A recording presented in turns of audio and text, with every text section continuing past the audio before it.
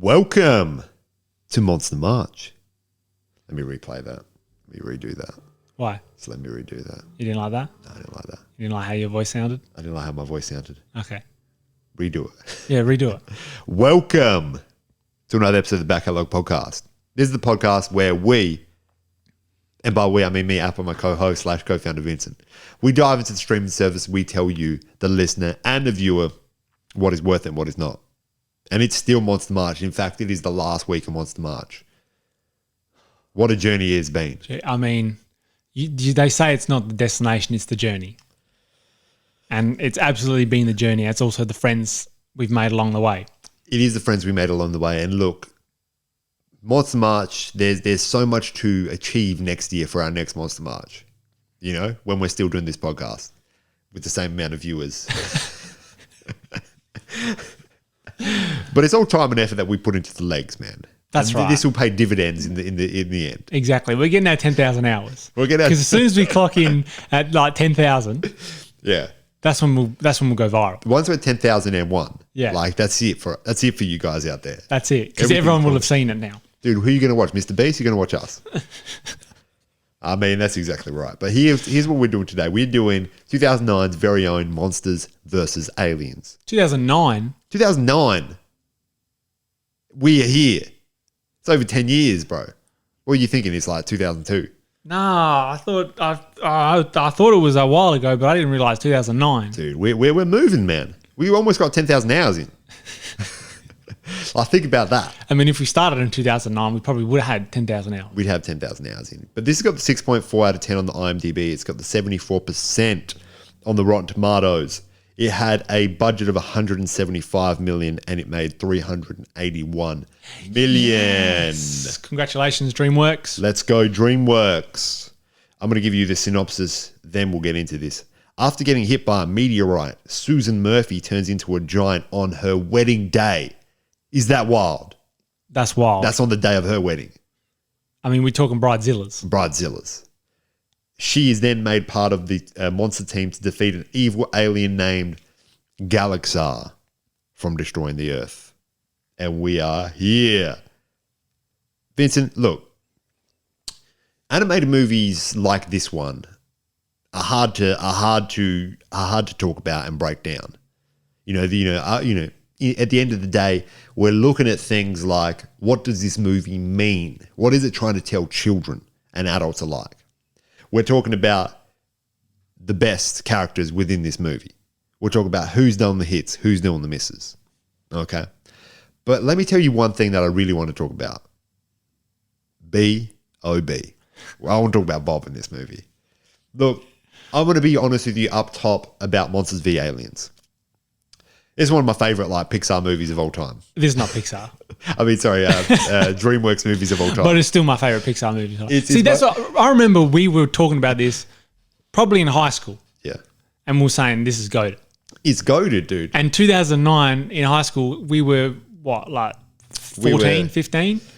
Yeah, we weren't even in high school, proper high school, really. Oh yeah, we were in grade 8, year 8. Yes, we were about 15 years old. Yeah, and we saw 14, this. Yeah. We saw this movie. We're like, this is goated. This is it. This is the one. They just need to stop now. They just need. What's next for DreamWorks? We were in critical film studies and saying, "What's this Jaws? What's this Close Encounters of the Third Kind?"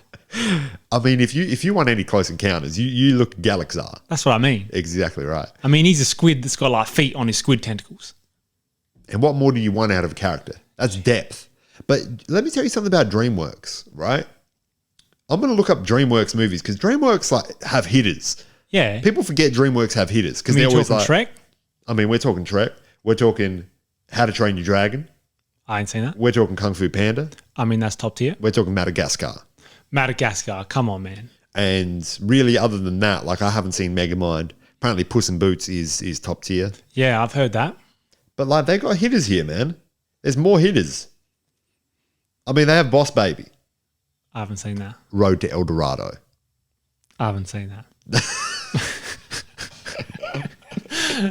What we're saying is DreamWorks been making movies. They've been making movies, and their style of animation is a style that just makes me nostalgic. Yeah. Because The big eyes sometimes messes me up. I like the big eyes. I was about to say that's part of it. Like That's part of it. But the thing about only Susan had big eyes. That's true. But I mean, B.O.B. like he had some big eyes, but like he had one of them. Yeah, that's the different. That's different. I think because her head seems so small comparative to her eyes. That's right. I think it just threw me off a little bit. But that's also, I mean, you could probably find a review about it, but these people, they want to make a character more attractive, so they give them those big eyes, I mean, that's why they made B.O.B. That's why they made B.O.B. I thought we'll just give them an eye. For a movie like this, I want to talk about the hits and misses, and then we'll finish off by talking about what does this movie mean? What does it mean? What does it mean? And just the fact that like Mans is going to Fresno, like I don't know why, but whenever I watched this as a 14, 15-year-old, I was like, dude, Fresno sounds hilarious. And from my understanding, Fresno like ain't the place to be. I mean, I'm thinking Fresno. I'm thinking it's just cold.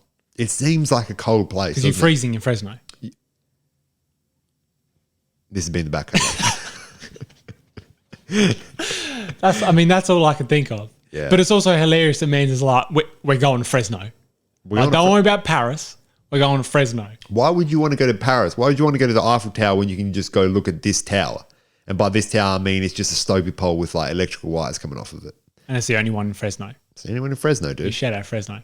If anyone from Fresno is listening to this, please get in contact and tell us what Fresno is like. I'm going to look up Fresno. No, don't, because otherwise then people can't tell us. Yeah, but what about like Fresno, just like best bits, like hits and misses of Fresno? Like Fresno Eats? Fresno Eats. Fresno water polo.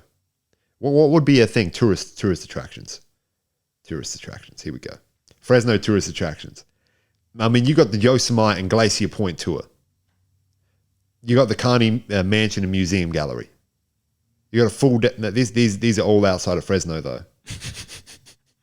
I mean, Fresno got some things. It's got an underground garden and a blossom trail, so it doesn't sound too cold to me.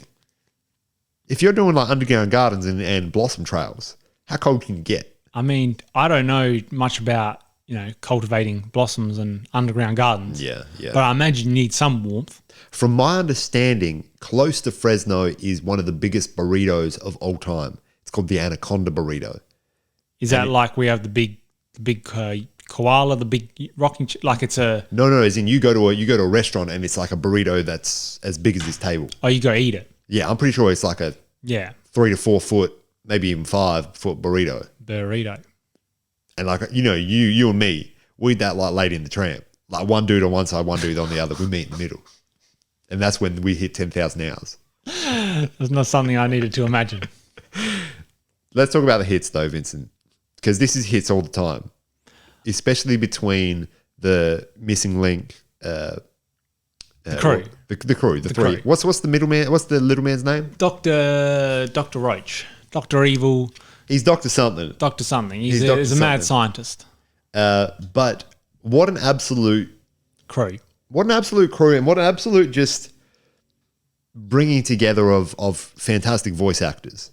I mean, Seth Rogen is just Seth Rogen, right? But that's all they needed him to be. And then you got Will Arnett as Link. Will Arnett he also plays... he's in Arrested Development. He's BoJack Horseman. He's BoJack. He's the Lego Batman. Yeah. He's that dude. Now, what's the other dude's name? I can't seem to find his... Anyway, but let's just... And Reese Witherspoon? I mean, Reese Witherspoon, with or without, she's doing well. Dr. Cockroach, Hugh Laurie. Hugh Laurie's, Is that dude. Hugh Laurie? That's Hugh Laurie's, Hugh man. Laurie. Jeez. That's Hugh Laurie. No wonder this was 167 mil. You got Hugh Laurie's, you got Paul Rudd as the husband, or soon, was meant to be husband. Derek. Bro, Derek, man. Bob lets him know. Oh, jeez. See, stuff like that has no right being as funny as it is. This movie has no right being as funny as it is. No, this is a sleeper hit. It is. And the fact that it's so low rated shows that this is one that people came in thinking they're going to get heartwarming Shrek. They thought they were going to get these things that changes a generation of people. Yeah. Like really Shrek, Toy Stories, Lion Kings, that changes a generation of animated films and filmmaking in itself. Because I don't go to Shadows anymore. I mean, you don't go to that dark place. I don't. The only time we go to that dark place is here on the podcast. We got to get dark to bring out some of the hits. But the thing about this movie is it didn't change much. It didn't do much for the world of cinema, but it gave you what it needed to give you, and that was laughs. Just laughs throughout. It was laughs, and then we'll get to the message later, but there was like a minor... There's a minor message. Message. You know, it's all nice things in the end, but really, if you're laughing, man, who cares what the message is? So long as it's like, you know, you're not laughing at people's, you know, sorrows and things. Oh, man, look at this dude. His cat died. That's hilarious, bro. They did do a recent bit on Saturday Night Live with Jenna Ortega. You know, the lady that's taken over the world. Yeah, I don't know who that is. Bro, Jenna Ortega crazy. She's just in a movie and then she's in another movie. She's in Wednesday Addams and then she's in Wednesday Addams season 2. I haven't seen that. Well, man, you gotta start watching. You gotta start watching Jenna Ortega because we're going to be talking about her maybe in the next podcast. Okay. Because she's just in a movie and then she's in another one. But they did do a skit about like just laughing at the fact that like cats be dying, and it was very funny. I mean, who do you think wrote that? Us. I mean, that's the sorrows we had to dive into. I want to talk about Bob very quickly. Just the best bits of Bob. I'm doing best bits of Bob right now. B-O-B-B-O-B. Just him initially, seeing him as a character, right? Visually very funny, but also just, you know, it's just a blob named Bob. Yeah.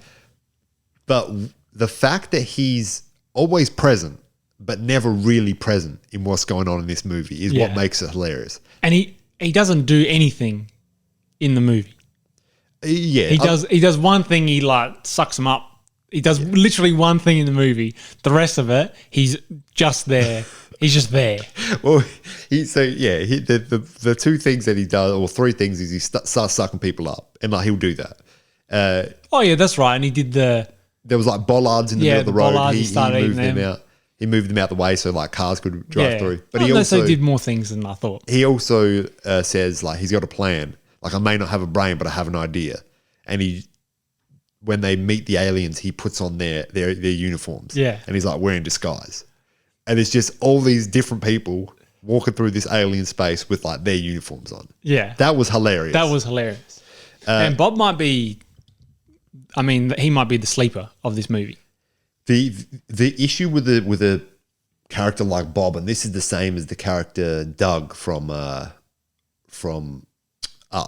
The dog. You know, the dog. Talking dog. These are those hitters. They absolutely knock it out the park. They win the movie. Mm. And then they start to think, hey, should we make like a Bob specific movie? Did they do that? I think they did it. Maybe it was a short or something. Short. Yeah, but short's fine. Short's fine. But you run a risk. Yeah, because they're not meant for the whole movie. No, they're meant to be the sleeper hits. And to be voiced by Seth Rogen, I was about to say Joe Rogan, and he's just yelling DMT. But to be voiced by Seth Rogen and hearing that Seth Rogen laugh on this character, it's just perfectly fitting. It fits very well. The other ones are also good, and I think they all work together very well. Yeah. You know, Link, you get Will Arnett's in there. Of course, he's going to be saying he's done 1,000 push-ups. He's only done 10. You get Hugh Laurie's in there. Of course, he's going to be saying like, "I'm Dr. House. I'm the brains of this crew." And then you get Reese Witherspoon, and like Reese Witherspoon, if we're talking about just purity and like wholesimity, like wholesimity Sam, that's Reese Witherspoon. Okay. You know, I seen on this show when it was like she asked these people to come like renovate her garage, like just make it look like a nice space, and then she comes back, she's like, "Bro, I'm wholesome. Like, look how happy I am about this. Look how I know it's on camera, but like I'm saying thank you to everyone here." And I thought that was great. You got a weird obsession with Reese Witherspoon, it seems. No, I'm just saying that she fits this role. You know, she got her garage done and it was on camera and she was like, "Thank you for doing my garage." And that's just beautiful. Because there aren't many people like that in this world. All right, because most people, they'll get their garage done and they'll just like throw people out on there. Oh, they won't even pay him. They won't even pay him. They'll just say, "Get out of my house. Like, my garage is done. What are you still doing here? Why are you here? Like, I don't want to give you no coffees, no teas." That's right. And it's 40-degree day and they're not even giving them a drink. But Reese Witherspoon, she'll do it. She'll do it. She said, you can have this, like, a drink and I'll give you ice cream as well. That's right. Other than that, I mean, the president's pretty funny in this movie. The president's hilarious. That's Stephen Colbert. Stephen Colbert. He even looks like Stephen Colbert. I mean, the dude, the army dude, the WH monger or WR monger, warmonger. That's hilarious. Yeah, what's his name? That's played, dude. And we're talking about like, just hold on a second because we're talking about people here. So General WR Monger is played by Kiefer Sutherland. 24's very own. Yeah. Dude, you've got heads in this movie. You got Amy Poehler, you got Ed Helms, you got John Krasinski, you got Renee Zellweger. Jeez. I mean, that's all you got really, other than those guys. And then you got other people. But there's not that many characters other than that. Yeah, a lot of the other people are doing those minor roles like news reporters and whatnot. But Rainn Wilson as Galaxar, as the evil alien. Oh yeah. Obviously, an iconic scene of this movie is when Stephen Colbert, as the president, makes first contact with the aliens and starts playing the Beverly Hills Cop theme on his piano. I mean, the president, he's hilarious. Yeah. Because Mans is out there, he's just trying to rock out. And he's rocking out, dude. I honestly thought, because I couldn't remember this movie, I honestly thought the alien would have just laser beamed him and that would have been it. Which would have been hilarious. You just see his skinny legs just standing there. That's it. His body's gone, his legs just standing there. We talked about in the last episode about like the president dying from, swatting a moth. Yeah. And I mean, look, maybe that's like a theme in these movies where like the president should just die in a comical way. Yeah. Trying to do something just basic, like play the piano or swat a moth. But he was hilarious. And I mean, Stephen Colbert needs to start doing some more voice acting. Like, don't worry about the Tonight Shows or the Today Shows or whatever he's doing. Is he still doing them? I think he's doing Tonight Shows. Don't look it up. I don't care. He's doing Tonight Shows, man. Who cares, man? Stephen Colbert cares. Oh, bro. Don't worry about Stephen Colbert. Just like worry about Rudy Gobert and the Timberwolves because they trash. Man, for real. Nah, they're average. I mean, they shut down the whole NBA. Like, everyone will never forget about Rudy Gobert shut down the whole NBA. When was that? No, it wasn't really, but people blame Rudy Gobert for the COVID outbreak. Oh, that's right. Yeah, I did hear that. Yeah, because he was one of the first people to get COVID. That was before my time. That was before your basketball time. In the NBA. That's right. Other than that, Vincent, I don't know what I can tell you about this movie. I mean, what do you want to tell me? If people really want to just get through this movie quick, just type in best Bob moments on YouTube. The best, I mean, the Bob with the Jello. Yeah. That's hilarious. And the fact that Bob somehow falls in love with Derek. Yeah. Yeah. I mean, that at the end, geez. Bob will do it, man. Like he'll just, and this is the thing about him being present but not present. Like he's there in the moment experiencing things, but he's not quite experiencing it in the same way as everyone else. So he's thinking that he's the one that's trying to get back with Derek. Whereas it's Reese Witherspoon's character that's trying to get back with Derek. And that's hilarious to me.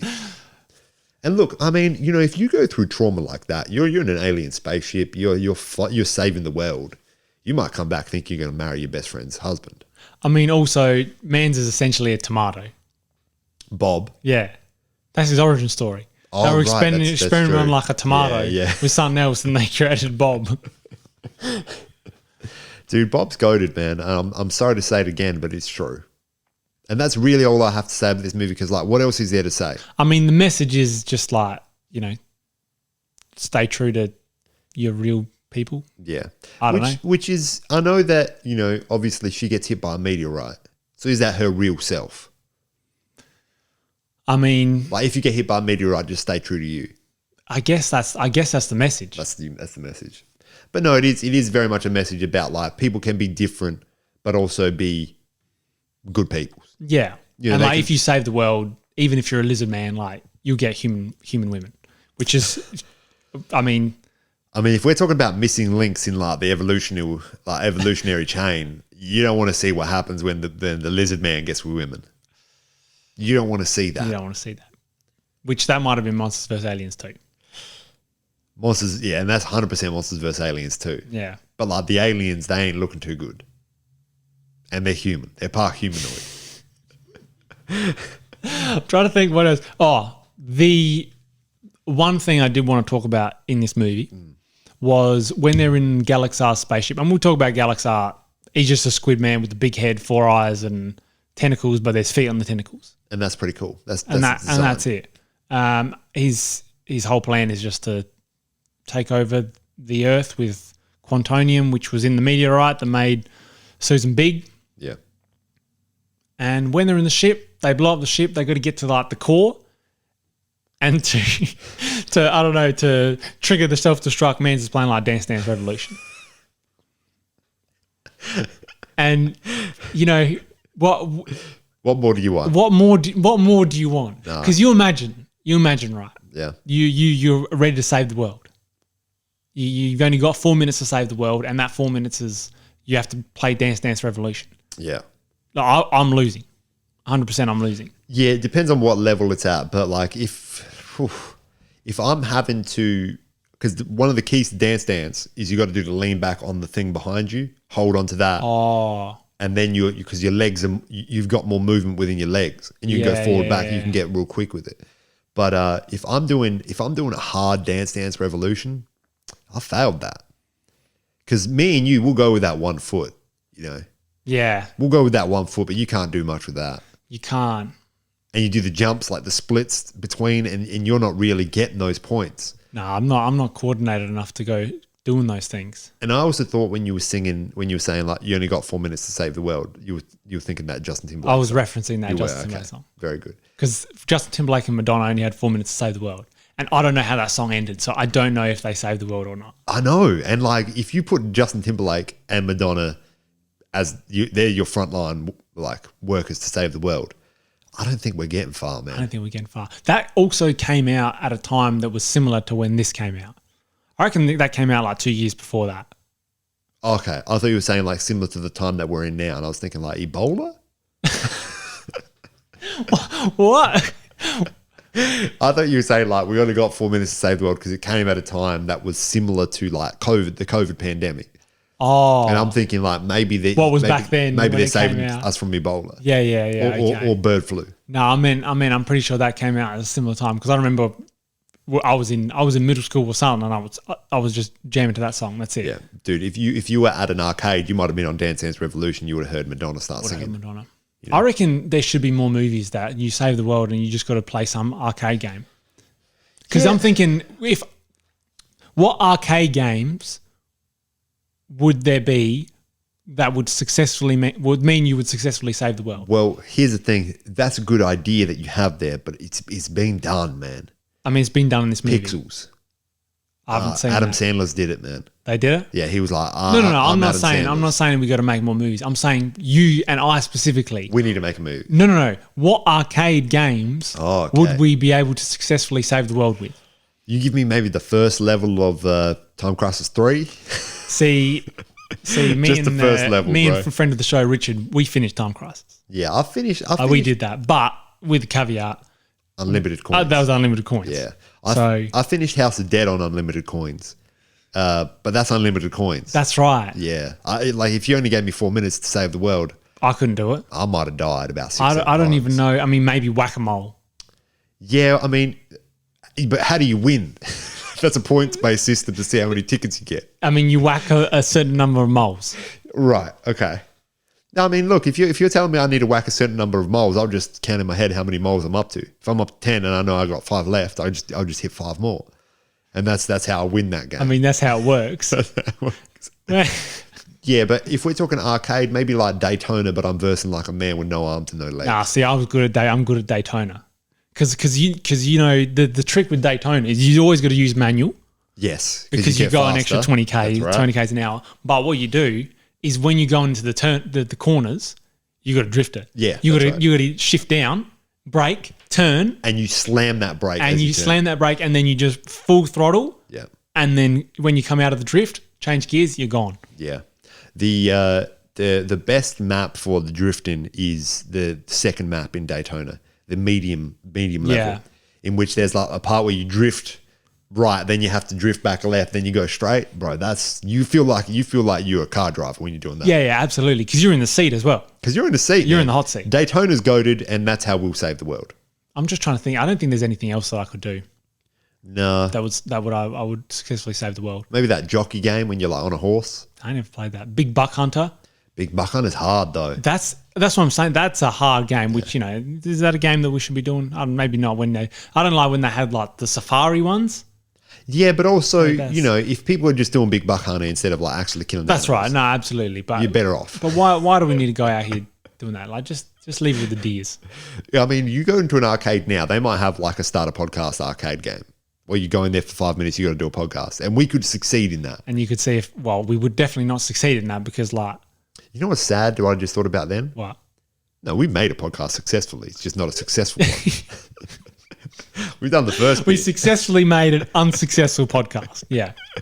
You know what makes me sad? Like kids will see, a Daytona, Big Buck Hunter, House of Dead, a Time Crisis, and they won't get excited by that anymore. Because they'll say, "Man, I can see the pixels." Like, where's Fortnite? Where's Fortnite, man? Fortnite ruined this generation. They needed, as a child, they needed Daytona, they needed House of the Dead, they needed Time Crisis, all right? And they maybe needed Whack-A-Mole. You need Whack-A-Mole, man. And let me tell you one thing, right? We haven't rated this movie, so don't talk about that. Okay, I give this movie a 7.5. I'll give it an 8.5. That's good. That's a good rating. It's an 8.5. And I mean, you take Bob out of this, you get a 3. I mean, you get a 3. Yeah, you'd go down pretty far because, Bob is very good comedic relief. You put Bob as any other actor, you go down to a 5. Yeah. Because Seth Rogen fit that role so well. Because Bob is very much a stoner type. He's got no brain. Yeah. And let me tell you something about Bob. That was Monsters vs. Aliens. And this has been the back catalogue. Talk soon. Talk soon.